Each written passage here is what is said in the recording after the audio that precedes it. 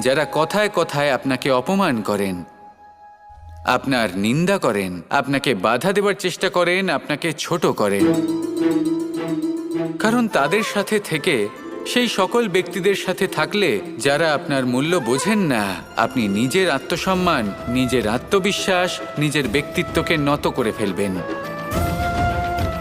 দূরে চলে যান সেই সকল সংঘর্ষ থেকে, সেই সকল পরিস্থিতি থেকে যাদের সম্মুখীন হয়ে আপনি কোনো পরিণামেই পৌঁছতে পারবেন না।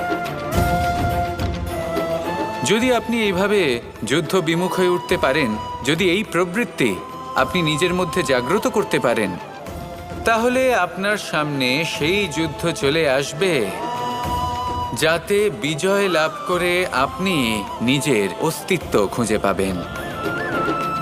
আর সেটাই হলো সবথেকে বড় জয়লাভ। আসুন